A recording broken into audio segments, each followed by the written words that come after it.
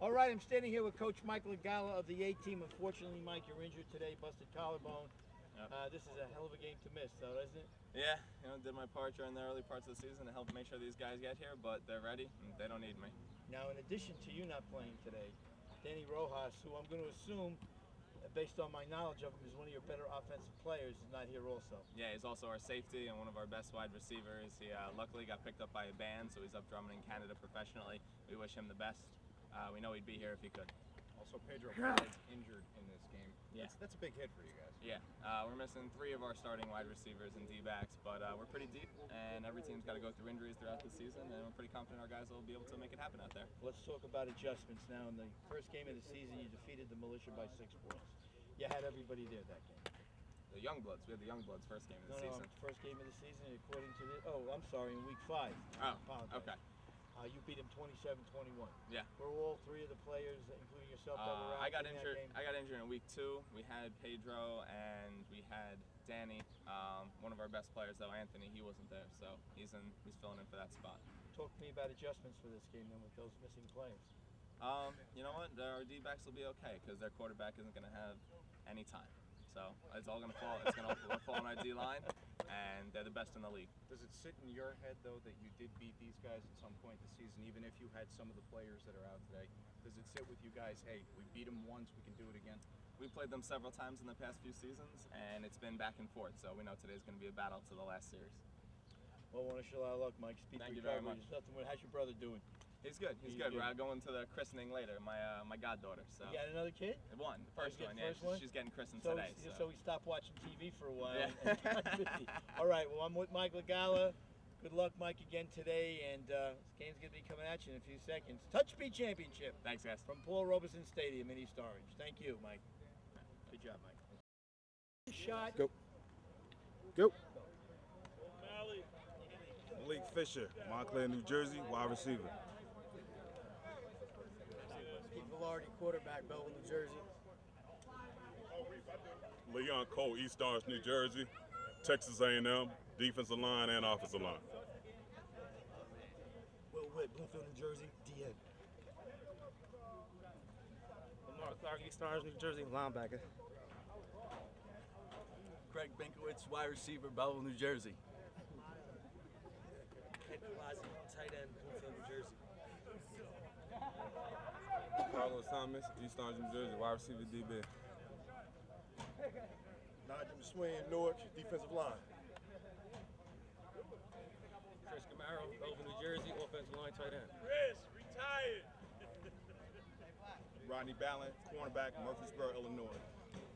Come on and beat. Sharif Battle, NJCU, wide receiver, playmaker. Big Swain Bloodline, North Giants.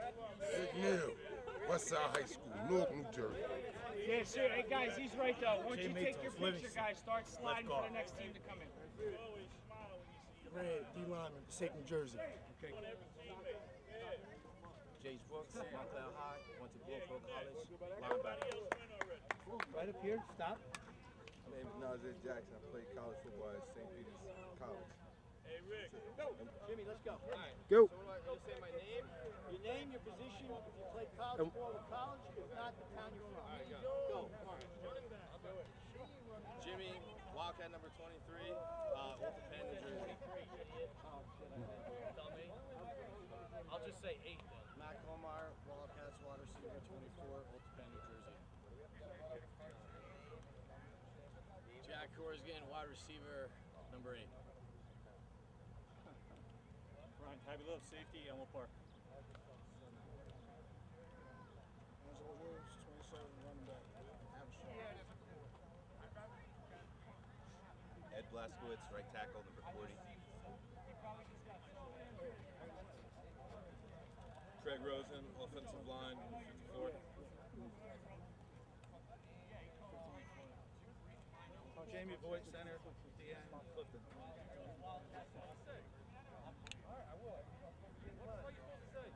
Jason Rivera, number 61, played at St. Peter's College. Come on, Luigi Brandy, number 10, from North Bergen, quarterback. That work?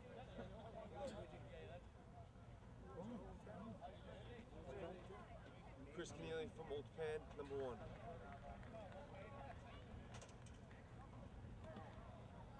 Sean Williams. All right, here we are at halftime, Adam. 13-0 game. 12-0 game, pardon me. Wildcats up against it right now.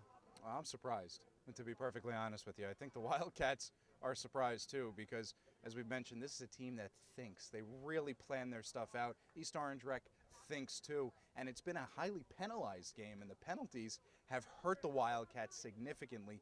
Not so much the East Orange Rec, or at least not as much. 8 flags in the first half, an enormous amount of penalties game on two teams that play smart. Like and a lot of those penalties have pushed the Wildcats back. There was one giant penalty that took away a 50-yard completion to the 1-yard line, which could have set them up to tie the game. But yes. Instead, it gives East Orange Rec the ball back. They score on the ensuing play. 9 men on the field, too. I mean, what a penalty you called back. 9 men on the field, no one covering the left side. You just go, what happens on a play like that? You really don't know. But anyway, Wildcats up against it. Let's see if they can come up with something in the second half, put themselves back in the game.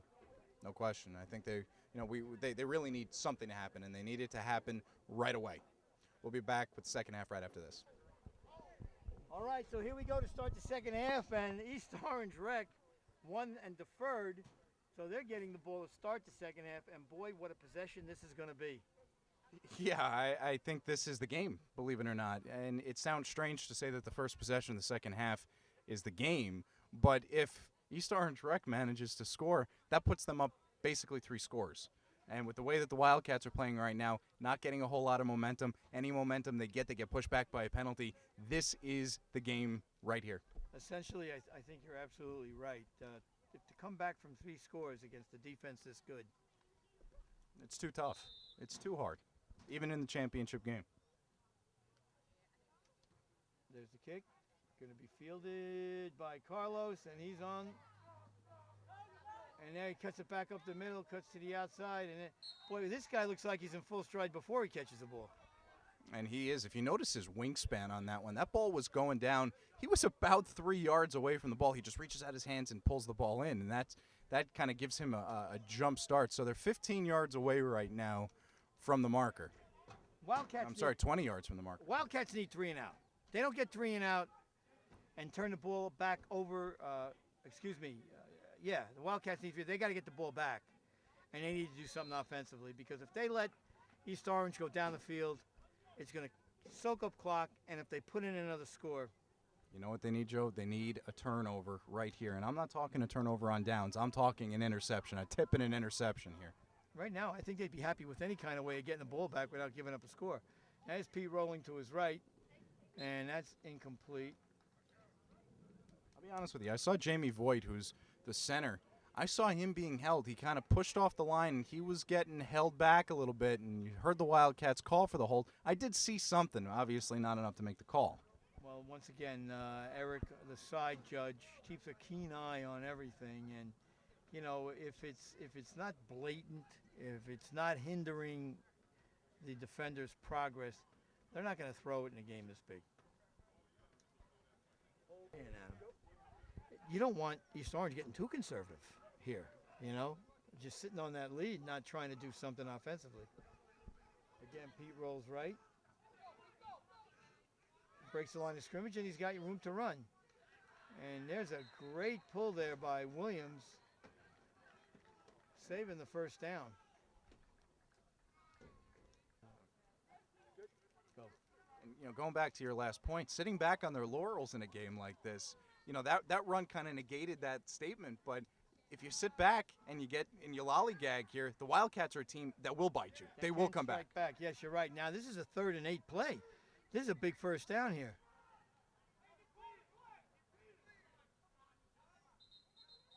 We have somebody that's now looks like we've got a cut on the field. One of the players is cut.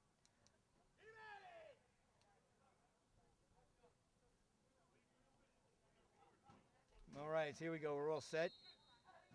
Problem solved. Takes a snap. There it is. 3rd and 8. Steps up. Oh, he throws deep downfield for Carlos. Oh, and he overthrows Carlos. Nice pressure by the Wildcats on that. They came double-barreled from both sides, from both edges, and that caused Pete to step up in the pocket and around to the left, and he let it go. When you throw down to Carlos, anything's possible, but wonderful coverage And there. that's the one play where Pete had about 25 yards of running room, and he decided to punt. And you'll see this on the replay. He had 20 yards to run, get the first down and more, but, going to Carlos is not a bad decision either. How about the credit again to Chris Keneally on the coverage on that play? Actually, that was Brian. Was it Brian on the coverage? Brian on the coverage. Fantastic coverage on that play because it was single coverage, and he stayed with him step for step, got his hand up there just enough to jar Carlos away from the play.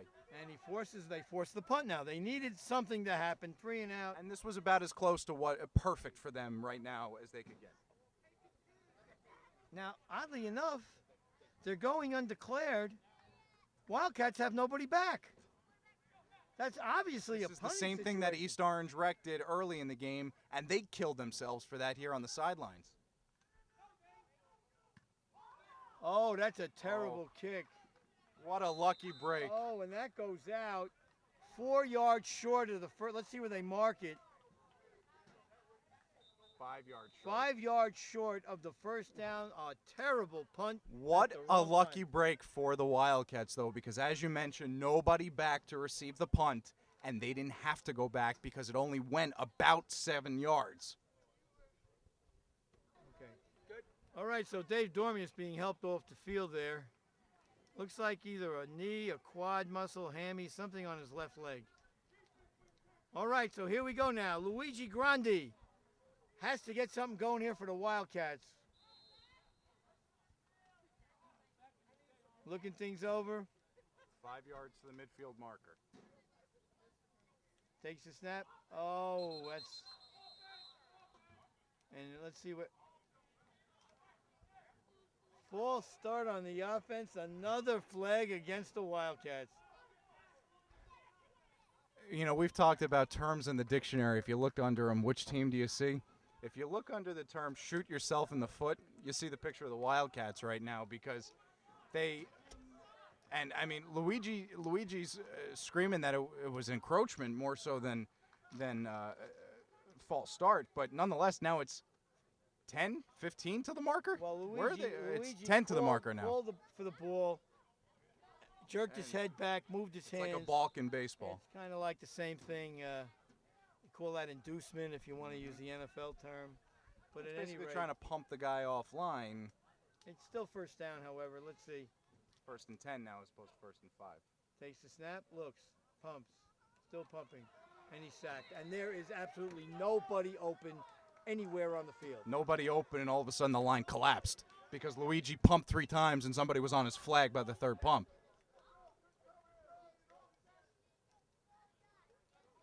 So we said it hit. No, and you know, after that defensive stand that they had on the last drive, I thought it might give them a little bit of momentum, and it obviously has not on the offensive side of the ball, and that's disappointing with a team like the Wildcats, which have, even the penalties have not demoralized this team so far this season, but it seems to be slowing them down a bit now. Well, again, you're waiting for the Wildcats to hit a big play, and you just keep waiting and waiting, and the clock's running, and, when's it going to happen? You forget sometimes in the midst of that game that it is a running clock, and you realize only after that the clock has run out. Takes a snap, drops back, looks out, has Matt right there, and there's a pull right there. So there's a good, Matt went up for that ball and caught it. Brings them about 4 yards short of They're the first back down. to that original line of scrimmage, actually, before the penalty. Now, that's the kind of play that maybe they need. Luigi regains a little confidence in his throw. Matt regains a little confidence in the catch, and it puts them in territory, 3rd down, 4 to go. You're right, and here it is, 3rd down play. Stand there for a while. 3rd down play here, and Luigi now really needs something to happen. Got to get this first down. Takes the snap, he looks, he's running up the middle, and there's a flag, and that's short of the first down. He didn't get it. No, he didn't get it. And this is what you didn't want. You don't want 4th down and 2 in a game you're down 30, because there's no doubt you have to go for it now. 3 words, we've said them a lot today. No man's land. If you don't get this, you give them the ball in positive territory, which you don't want to do. You're down 13-0. The furthest thing from your mind is give them an opportunity right now to score again. So you have to get this first down. Or if you're going undeclined, punt the ball. Well, At this point, Luigi looks like he's back in punt formation. I don't know. They're going undeclared. Now he moves up a little bit. He might be throwing this ball. Let's see. They need 2 yards. Takes the snap. Throwing. They're going for the first down. And that's incomplete. And that's a first down now. For East Orange Rec. So they go for it. They don't make it. Now they give East Orange a half a field. All right, so here we go now. East Orange Rec on the positive side of the field. Pete with a potential put-away drive here. There's a pull right there. Nana breaks the line of scrimmage, and now the runner has both flags, and we're going to have an inadvertent whistle here.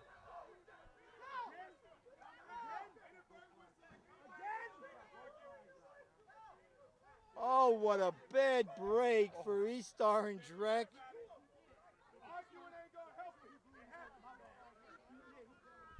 I don't even know how to describe that. It is an inadvertent whistle, but that stops the play. And here he is down the field, Nana with both flags. Both flags on and not a defender within 30 yards of him. So what happens is now they just bring it back and replay first down. Bring it back, replay first down, negate a touchdown. Negate a touchdown. And in my opinion, negate the game. Well, that might be the best play the Wildcats have made today. I know. Sometimes it's better to be lucky than good. I'm not trying to be funny there, but I mean, right now, if that play breaks and he goes in,